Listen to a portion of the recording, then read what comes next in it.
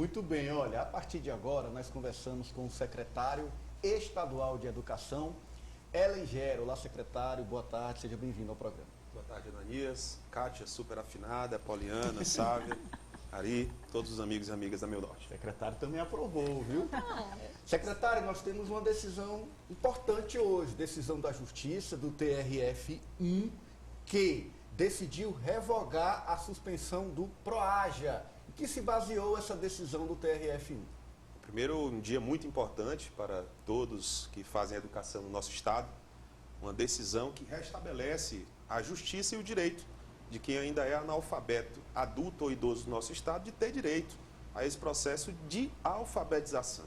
Então, nós tínhamos ali, durante o mês de julho, uma petição do Ministério Público Federal, que tinha solicitado à Justiça que suspendesse o PROAJA.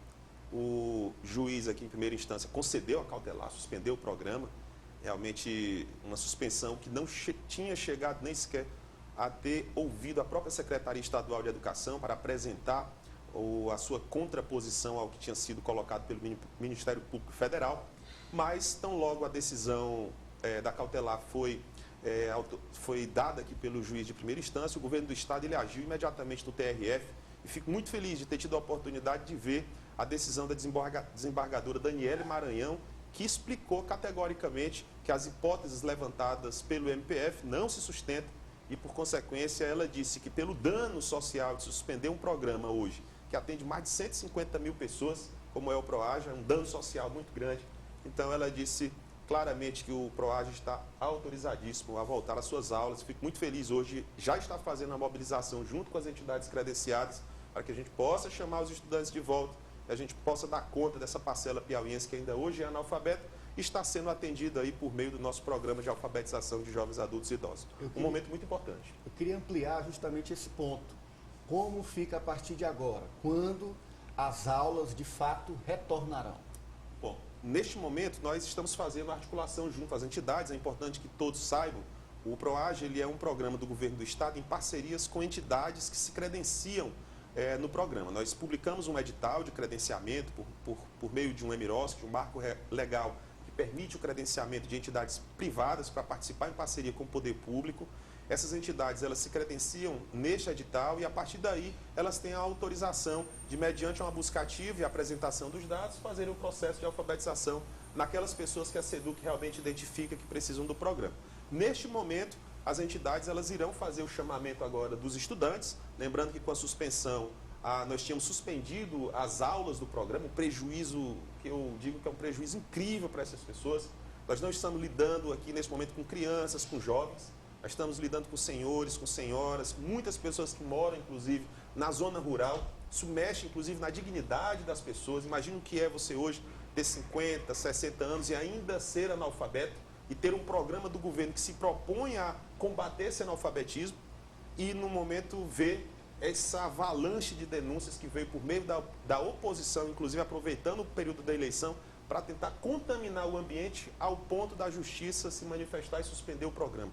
Realmente uma suspensão que eu lhe digo que me deixou bastante invocado quando eu vi aquilo, porque, rapaz, como é que pode uma suspensão desse porte, num programa desse nível, atendendo tanta gente, a gente ter que parar a aula.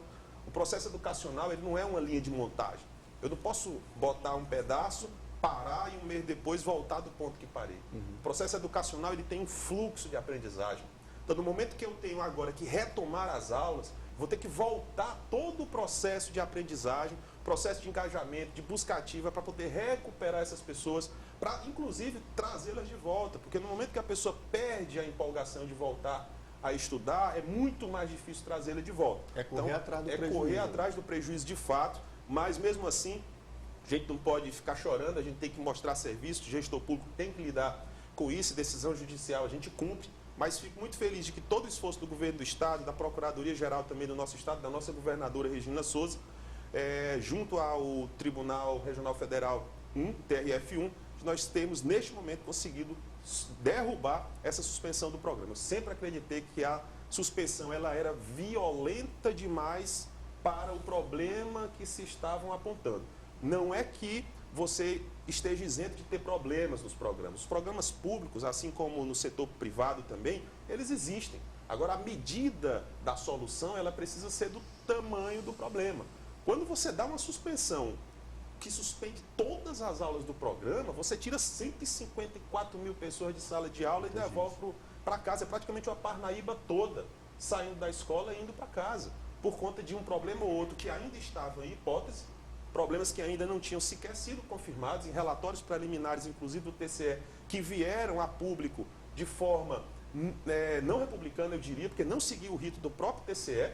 Quando eu me assusto com o relatório chegando na SEDUC, já tinha deputado tirando foto e sorrindo em rede social, comemorando a suspensão das aulas de alfabetização dessas pessoas. Até me espanto quando eu vejo isso, porque você torcer pelo pior é algo difícil de se ver em quem está se propondo, inclusive, a fazer o bem e a defender as pautas sociais da nossa população. Mas fico feliz de ver que o TRF1 reposicionou a justiça e permite agora que o governo do Estado possa dar conta da sua missão de alfabetizar as pessoas. E digo mais, qualquer problema ou irregularidade nós vamos combater, nós vamos trabalhar, mas hoje o PROAGE ele é um programa que se propõe a dar conta de uma tarefa que há muito foi relegada e que agora nós estamos diante desse compromisso, que é de alfabetizar essa população adulta e idosa, que lá atrás, na década de 60, 70, 80, 90, elas não tiveram a oportunidade de chegar à escola. Secretário, um desses questionamentos foi a respeito dos pagamentos feitos pela SEDUC para o programa. Eu queria que o senhor explicasse, então, como é este método de pagamento com relação ao PROAGE. O método de pagamento do PROAGE é um dos métodos mais inovadores que se tem, eu diria. E, aliás, o PROAGE é extremamente rigoroso ali. O PROAGE, ele, diferente de todos os outros programas que a gente já vivenciou de alfabetização no Brasil, ele só paga por pessoa de fato alfabetizada. Não é só fazer a busca ativa e apresentar a pessoa. A entidade tem que comprovar a alfabetização dessa pessoa para ela fazer jus ao seu pagamento final. O PROAGE ele funciona em 4 repasses financeiros para as entidades poderem fazer o trabalho de alfabetização. Mediante o trabalho de busca ativa, de credenciamento, de comprovação dessas turmas e de testagem dessas pessoas de forma censitária, nós fazemos um repasse inicial de 20% para as entidades e aí nós passamos por um processo de monitoramento e teste também sobre essas turmas e vamos fazendo repasses regulares às entidades mediante aquilo que ela realmente está entregando.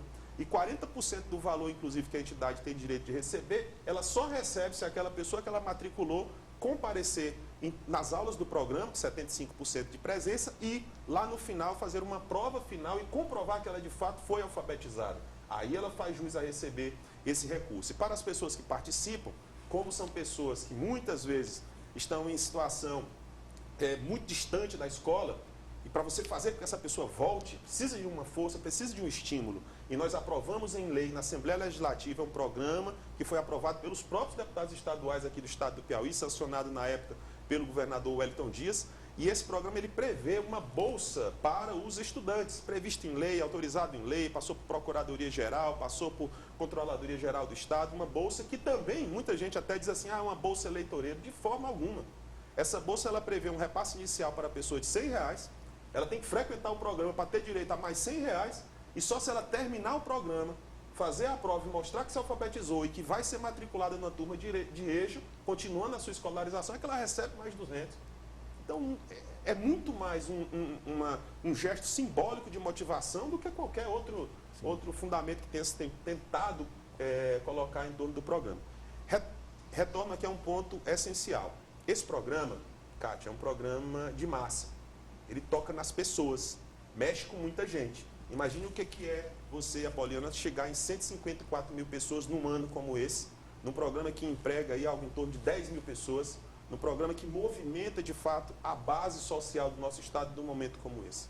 De fato, esse programa ele foi muito atacado pela oposição e, por conta disso, isso acabou contaminando, de certa forma, todo o ambiente sobre o programa. Isso é ruim, porque quem está fazendo a gestão da política pública acaba tendo que lidar com situações que a gente não deveria, para poder defender o funcionamento do programa.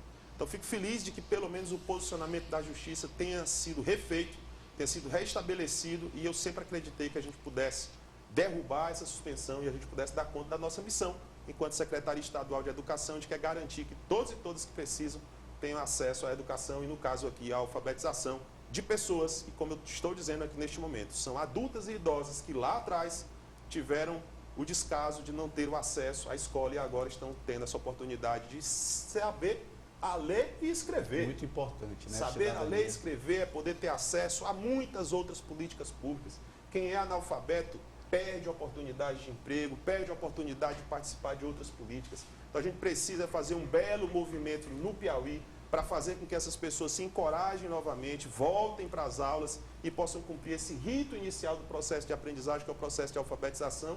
Lembrando que não para por aí. Nós queremos que cada um que participe do PROAGE continue estudando por meio da EJA, e quem sabe lá na frente qualifique o seu ingresso no mercado de trabalho, no mundo do trabalho, e como nós temos visto nas nossas turmas de EJA, com algumas pessoas com 50, 60 anos, voltando para a universidade, fazendo Enem, entrando no SISU, no ProUni, FIES e tendo acesso, inclusive, ao ensino superior. Então, atenção aos adultos, idosos, que querem se alfabetizar, que precisam se alfabetizar. PROAGE está voltando a partir dessa decisão judicial e agora uma nova mobilização está sendo feita. Dá para correr atrás do prejuízo, dá para alfabetizar esses mais de 150 mil piauienses que têm esse direito. É uma dignidade, eles precisam de fato ter esse acesso e o programa dá esta oportunidade. Eu quero desejar boa sorte no trabalho, nessa missão, e agradecê-lo pela entrevista, secretário de Educação, Helen Gera. Eu que agradeço estar aqui no Jogo do Poder, estreando aqui no Jogo do Poder. Fico até preocupado aí quando eu vi aqui o formato. Rapaz, essas meninas aqui começaram aqui a me balear aqui nesse negócio. Tá todo mundo armado, rapaz.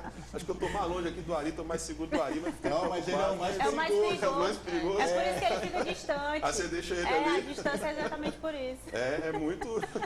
É muito estratégico. Importante. É estratégico. Mas, pessoal, agradeço o espaço e fico feliz de ver aqui no Jogo do Poder a gente poder trazer um pouco da pauta da educação, porque é uma política pública essencial para o desenvolvimento do nosso Estado. Vamos dar conta da nossa missão do PROAGE, você estudante, professor, professora e entidade. Fique atento que o governo do Estado vai fazer toda a mobilização possível para a gente poder recuperar esse prejuízo e dar conta da missão de alfabetizar esse povo. Tá certo. Obrigado, secretário. Boa tarde.